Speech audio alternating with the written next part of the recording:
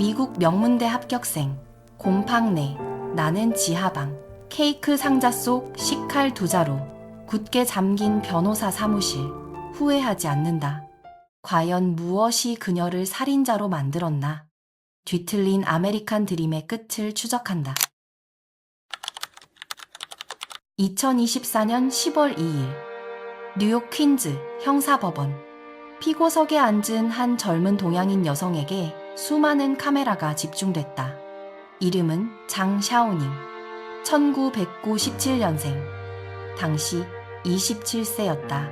케네스 홀더 판사는 차분한 목소리로 선고를 내렸다. 피고인은 그토록 원하던 대로 미국에 남게 되었습니다. 다만 자유의 몸이 아니라 장기 수용자로서 말입니다. 형량은 최소 25년. 선고가 떨어지는 순간 장샤오닝은 피고석에 주저앉아 짐승처럼 오열했다. 그러나 사건 직후 구치소에서 끌려 나오던 그녀가 기자들에게 던진 한마디는 전혀 다른 얼굴이었다. 후회하냐고. 내가 제일 후회하는 건 너희 같은 배신자들을 살려둔 거야. 죄책감도 두려움도 없는 서늘한 눈빛이었다. 도대체 그녀는 어떤 인생을 살아온 것일까? 1997년 장샤오닝은 중국 허베이성 한단시의 평범한 노동자 집안에서 태어났다. 외동딸이던 그녀에게 부모가 요구한 건 오직 하나, 완벽한 성적뿐이었다. 공부만이 운명을 바꾼다. 이 슬로건은 부모에게 종교와도 같았다. 다행히 그녀는 그 기대를 완벽히 충족시켰다. 두꺼운 안경에 통통한 체격, 누가 봐도 말 잘 듣는 모범생의 표본이었다. 사춘기의 방황도, 이성 교제도 없었다.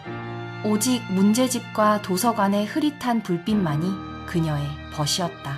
그리고 마침내 2021년, 그녀는 캘리포니아 대학교 로스앤젤레스 캠퍼스, 즉 UCLA로부터 합격 통지서를 받게 된다. 부모가 평생 모은 전 재산이 그녀의 유학 자금으로 들어갔다. 아버지는 흥분해 밤을 새웠고 어머니는 동네방네 자랑을 하고 다녔다. 출국 전 송별의 자리에서 장샤오닝은 부모에게 굳게 맹세했다. 반드시 학업을 마치고 가문을 빛내겠습니다. 그 순간 그녀의 눈빛은 분명 빛나고 있었다. 하지만 그 자리에 있던 누구도 알지 못했다. 그토록 순종적인 얼굴 뒤에 아무도 들여다볼 수 없는 또 다른 얼굴이 자리 잡고 있었다는 사실을 2021년 8월 장샤오닝은 부모의 피 같은 돈을 품에 안고 미국행 비행기에 올랐다. 그러나 그녀가 향한 곳은 로스앤젤레스가 아니었다. 비행기에서 내린 그녀는 곧장 동부행 항공편으로 갈아탔고 도착한 곳은 뉴욕이었다. 그녀는 단 하루도 UCLA 캠퍼스에 나타나지 않았다. 처음부터 학업은 그녀의 목표가 아니었던 것이다. 그녀가 진짜로 원했던 건 미국 드라마 속에서 보았던 화려한 자유, 그 자체였다. 그리고 이 뒤틀린 욕망이 한 사람의 운명을 끝없는 어둠으로 끌어내리게 된다. JFK 공항에 도착한 순간 맨해튼의 불빛은 그녀의 눈을 멀게 하기에 충분했다. 자신만의 천국에 도착했다고 믿었던 것도 잠시였다. 부모라는 울타리가 사라진 뉴욕의 현실은 곧바로 그녀의 숨통을 조여왔다. 입성 초기에 그녀는 한 달에 $4,000짜리 월세 아파트에서 거짓된 풍요를 누렸다. 그러나 부모의 돈은 그리 오래 가지 못했다. 빈털터리가 된 그녀가 쫓기듯 들어간 곳은 곰팡내가 진동하는 어두운 지하 단칸방이었다. 침대 하나를 들이면 꽉 차는 공간. 한 줌의 햇빛조차 손바닥만 한 창문으로 겨우 스며드는 곳이었다. 학교에 다니지 않았으니 학생증도 없었고 이렇다 할 기술도 없었다. 그녀는 거대한 메트로폴리스 한복판에서 완벽하게 고립되어 갔다. 그리고 결국 고향의 부모에게 거짓말을 시작한다. 등록금, 교재비, 학교 행사비, 그럴싸한 명목을 만들어 끊임없이 돈을 요구했다.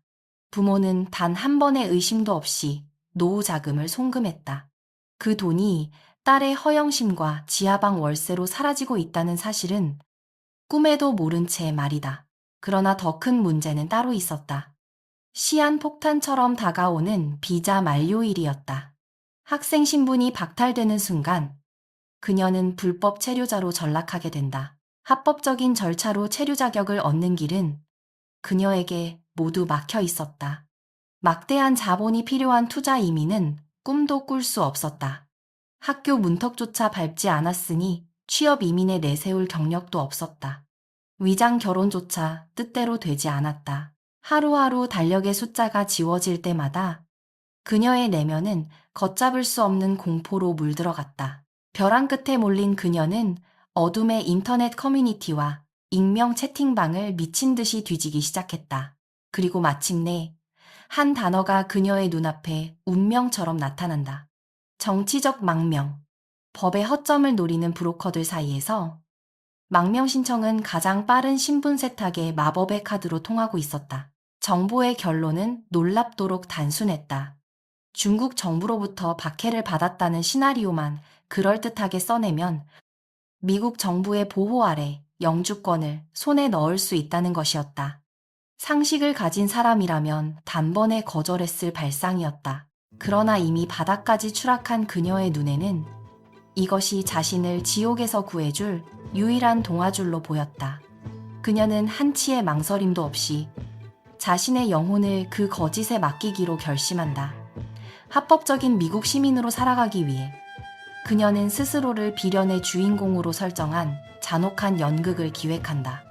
인터넷의 어두운 바다를 헤엄치며 역대 망명 성공 사례들을 뒤졌다.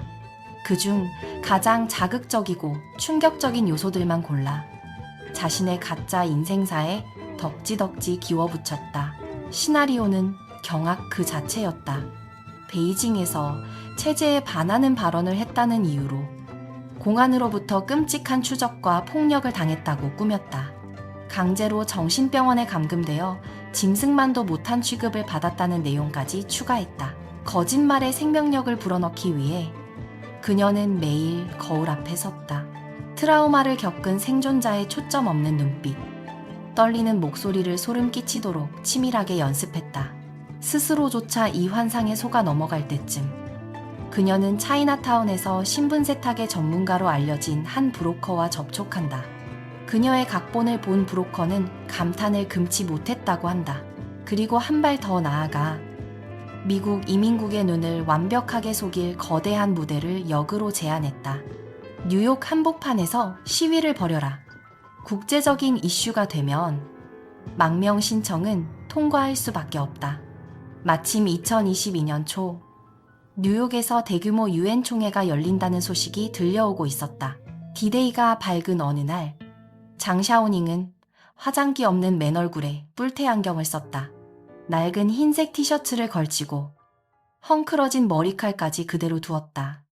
모든 것은 철저히 계산된 연출이었다. 그녀가 향한 곳은 뉴욕 맨해튼의 유엔 본부 앞이었다. 그녀의 손에 들린 팻말에는 중국어와 영어로 이렇게 적혀 있었다.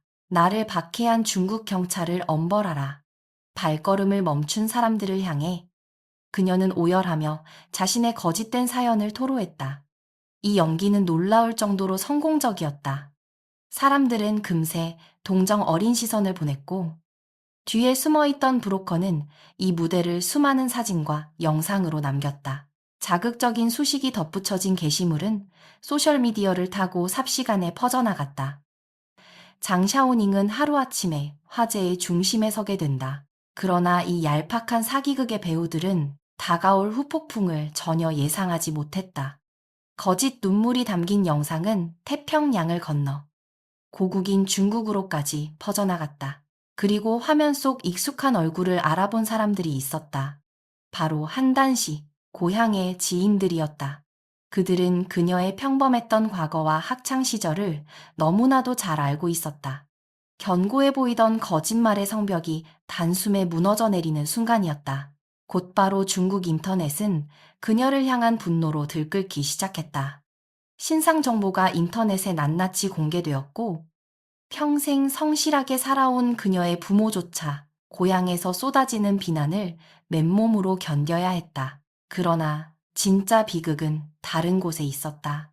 그녀가 목숨을 걸었던 이 연극이 정작 미국 이민국 앞에서는 아무런 효력이 없었다는 사실이다. 산전수전 다 겪은 이민국 심사관들에게 이보다 더 기막힌 사연은 널리고 널려 있었다. 명확한 증거 하나 없이 앞뒤가 맞지 않는 그녀의 주장은 코웃음 칠 수밖에 없는 허접한 시나리오에 불과했다. 정치적 망명 신청은 그 자리에서 기각된다. 모든 것이 어긋나 버린 그 순간, 그녀는 자신이 파놓은 함정에 스스로 빠졌음을 깨닫는다.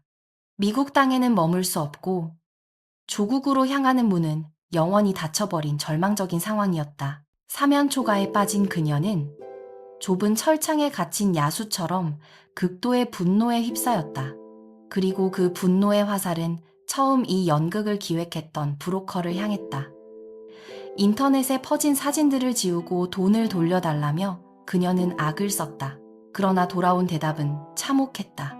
브로커는 도리어 더 이상 소란을 피우면 이민국에 신고해버리겠다며 협박을 가해왔다. 칠흑 같은 어둠 속에서 그녀의 머릿속에 한 줄기 동아줄처럼 떠오른 인물이 있었다. 뉴욕 한인사회와 화교들 사이에서 전설적인 이민 변호사로 명성을 떨치던 인물, 이진진 변호사였다. 그녀는 순진하고도 오만한 착각에 빠져 있었다.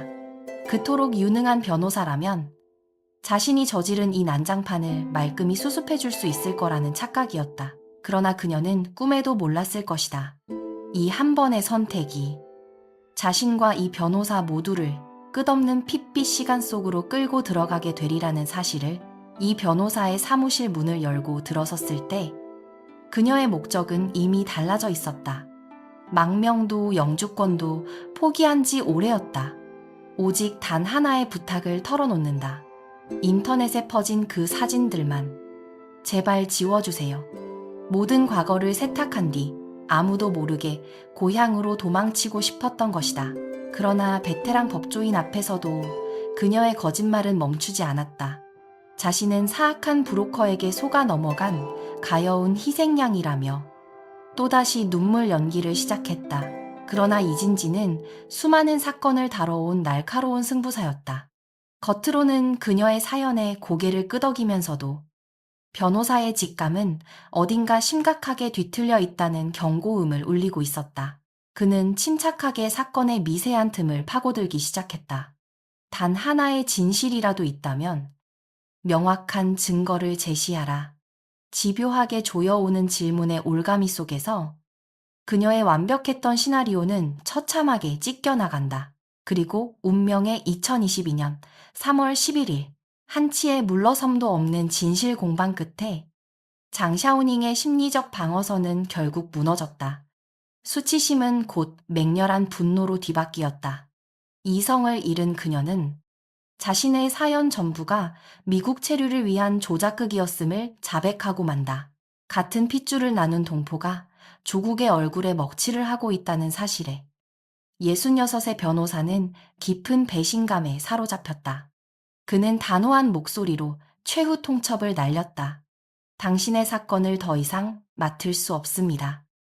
의자를 박차고 일어난 장샤오닝은 이성을 잃은 맹수처럼 그를 향해 돌진했다. 두 손으로 변호사의 목을 조르며 폭언을 쏟아냈다. 사무실 직원들이 달려들어 그녀를 떼어냈고 누군가 다급히 911에 신고하려던 그 순간이었다. 이 변호사는 오히려 직원들을 만류했다. 아직 앞날이 창창한 젊은 사람 아닙니까? 그냥 보내줍시다. 그날 사람들은 이 소동이 그대로 일단락되었다고 믿었다. 그러나 그것은 너무나 치명적인 착각이었다. 그가 베푼 선의는 감사가 되어 돌아오지 않았다.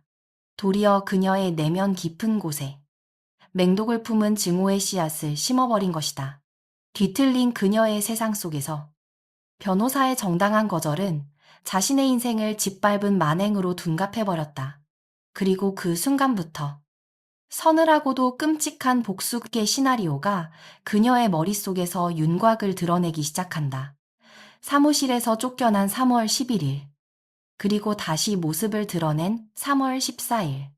그 사이에는 단 한 번의 주말이 끼어 있었다. 짧은 72시간은 장샤오닝의 인생에서 가장 어두운 시간이었을 것이다.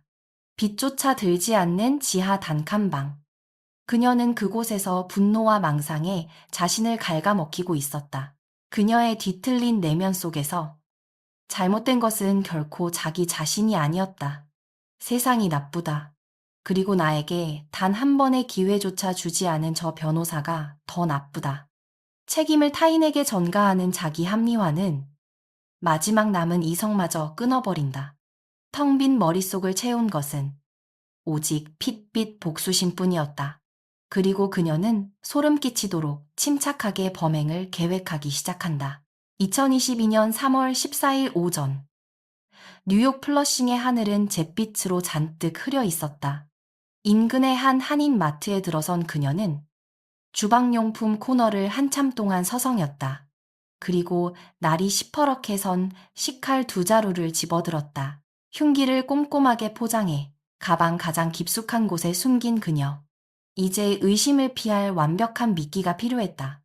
그것이 바로 예쁜 리본으로 장식된 케이크 상자였다. 다시 변호사 사무실 문을 열고 들어섰을 때 그녀의 얼굴에서 3일 전의 광기는 온데간데 없이 사라져 있었다.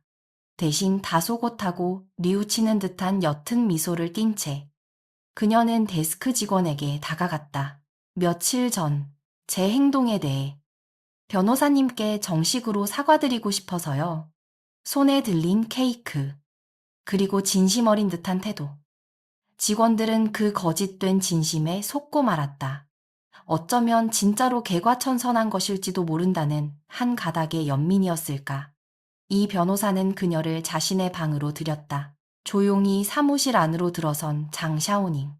그녀가 가장 먼저 한 행동은 등 뒤의 문을 천천히 닫고 자물쇠를 안에서 걸어 잠그는 것이었다. 훗날 이 작은 행동은 그녀의 범행이 철저히 계획된 살인이었음을 입증하는 가장 결정적인 단서가 된다. 굳게 닫힌 문 안의 분위기는 처음엔 꽤나 차분했다. 그러나 평화는 오래가지 않았다. 그녀는 또다시 인터넷 사진을 지워달라며 협박에 가까운 강요를 퍼붓기 시작했다. 그리고 돌아온 대답은 이번에도 단호한 거절이었다. 가짜 가면이 벗겨지자 밀실 안에서는 격렬한 고성이 오가기 시작했다. 심상치 않은 기류를 감지한 직원들이 다급히 문고리를 돌려보았지만 굳게 잠긴 문은 열리지 않았다. 가장 끔찍한 참극은 이 변호사가 대화를 끝내려 등을 돌리던 바로 그 순간 시작되었다. 장 샤오닝은 예고도 없이 등 뒤로 달려들었다. 왼팔로 66 노년의 변호사의 목을 짐승처럼 조여 비명을 막은 채 다른 손은 가방 속을 향했다. 미리 준비해둔 식칼이었다. 그녀는 온 체중을 실어 변호사의 가슴을 향해 칼을 꽂아 넣었다. 연이어 내리꽂힌 3번의 칼날. 모두가 급소였다. 마침내 닫혀있던 문이 부서지듯 열린 순간 목격자들은 눈앞에 펼쳐진 광경에 숨을 삼켰다. 피투성이가 된 채 쓰러진 변호사. 그리고 그 옆에는 우두커니 서 있는 장샤오닝. 그녀의 손에는 여전히 피 묻은 흉기가 들려 있었다. 그러나 더 소름 끼치는 것은 그녀의 얼굴에 단 한 줌의 공포나 당황도 없었다는 사실이다. 그곳엔 오직 기괴한 고요함만이 맴돌았다. 도망치지도 반항하지도 않은 채 그녀는 마치 누군가를 기다리듯 경찰을 맞이했다. 경찰이 다가가 수갑을 채울 때조차 그녀는 순순히 응했다. 마치 이 모든 상황이 예상된 일이라는 듯이. 치명상을 입은 이 변호사는 인근 병원으로 급히 이송되어 사투를 벌였다. 그러나 끝내 차가운 주검으로 생을 마감하고 만다. 고인이 된 그는 뉴욕 화교 사회에서 깊은 존경을 받던 인물이었다. 1955년에 태어난 이진지는 어린 나이에 군에 입대했고 제대 후에는 경찰관으로 헌신했다. 1978년 법학의 뜻을 품고 대학에 진학한 그는 명문 베이징 대학교 대학원의 총학생회장까지 지낸 엘리트였다. 한때 노동자들의 권리를 위한 법률 고문을 맡은 일로 긴 세월의 옥고를 치르기도 했다. 훗날 풀려난 그는 1993년 새로운 꿈을 안고 미국행 비행기에 올랐다. 컬럼비아 대학교 방문학자를 거쳐 위스콘신 대학교에서 법학 박사 학위까지 취득했다. 마침내 뉴욕주 변호사 자격을 얻은 그는 수십 년 동안 낯선 이국 땅에서 법의 보호를 받지 못하는 수많은 이민자들의 든든한 방패가 되어 주었다. 그런 그가 자신이 평생 보호하려 했던 같은 핏줄의 손에 의해 생을 마감한 것이다. 시간이 흘러 2024년 10월 2일 뉴욕 퀸즈 형사법원 케네스 홀더 판사는 장샤오닝에게 최소 25년형을 선고했다. 사실상 그녀의 인생은 이미 그곳에서 끝난 것이나 다름없었다. 선고가 떨어지는 순간 그녀는 짐승처럼 오열하며 피고석에 주저앉았다. 그러나 법정을 벗어난 직후 카메라 앞에서 그녀는 또다시 다른 얼굴을 드러낸다. 내가 후회하는 건 너희 같은 배신자들을 살려둔 거야. 끝까지 자신의 잘못을 인정하지 않는 그 모습은 사람들에게 또 한 번 깊은 충격을 남겼다. 한때 명문대 합격생이었고 부모의 자랑이었던 한 소녀. 그녀는 무엇 때문에 이토록 비틀린 괴물이 되어버린 것일까? 막연한 동경으로 시작된 환상, 정당한 노력 없이 성취하고자 했던 욕망, 그리고 자신의 잘못을 끝까지 타인의 탓으로 돌린 자기 합리화. 이 모든 것이 한 사람의 영혼을 잠식했고 결국 죄 없는 한 변호사의 목숨까지 앗아갔다. 누구나 더 나은 삶을 꿈꿀 권리가 있다.